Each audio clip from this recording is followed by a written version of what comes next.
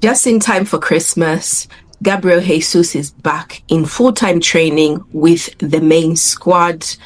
An amazing, amazing piece of news there from Arsenal. Honestly, we have missed him so much. I actually had to forget him only because every time you think about him, you remember just what he's going through. He has been through the wars with this injury business, but 10 months out, he is training with the squad, and I can only hope that this time it holds, that he is fit and he's not going to go through as many setbacks as he has done over the years.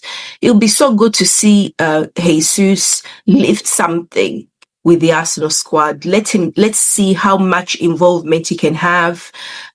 We definitely have a lot of games coming up where we need someone with that skill set to be playing. We've got so many injuries in attack as well.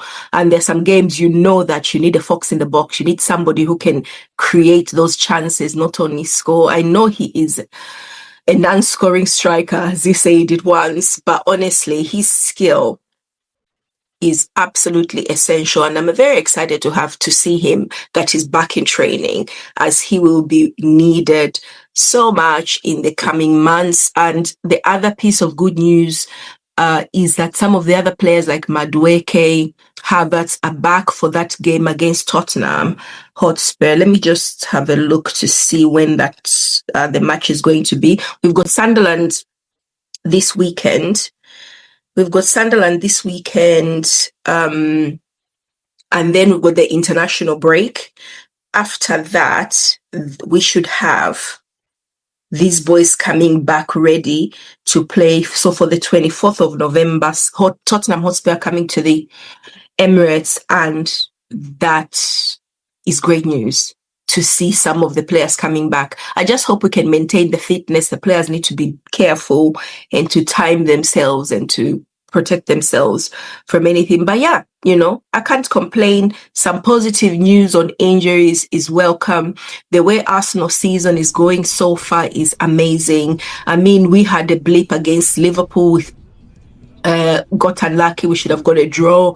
Then with Manchester City, it was self-sabotage, really. The handbrake was on, and you just have to accept it. We all got very angry. I got very angry. I think I sacked Arteta for a day. I was too frustrated and a bit emotional, because I could see early on in the match, in that Man City match, that he just needed 2 tweaks. Not that the players were not good, but like when you go and face certain teams, you don't start defending all game. You don't need to when they are so scared. They were hardly ever going to catch us on the counter, consistently. So starting Eze, and even that Martinelli instead of Trossard, although I do agree with Trossard playing, just for that match, it probably did not benefit us in the end. But anyway, I hired him back the next day. I forgave him for that blip. And since then, he has been seamless. His decisions have been good. And I could see why he played the way he played against Liverpool and against Man City. It's just that the strategy that he's using now to win all these games against the teams we suffered with previously in the previous season doesn't usually work when you're playing these absolutely monsters like Liverpool and Manchester City. And against Bayern Munich in the Champions League in the next coming weeks, we might struggle a lot. So there has to be a little tweak in there to make sure that our control comes from the midfield. And creativity in that central midfield position. We cannot just be defensive. We need to be more creative and more pacey than be focused on just defending, because we are going to suffer incredibly, and we don't need to be losing any matches right now.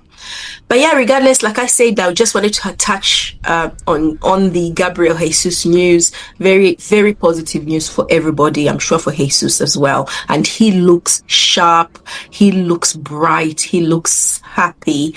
And I can't wait to have that Brazilian touch back in the squad. Right? Let me know. I will talk to you guys very soon. Bye-bye.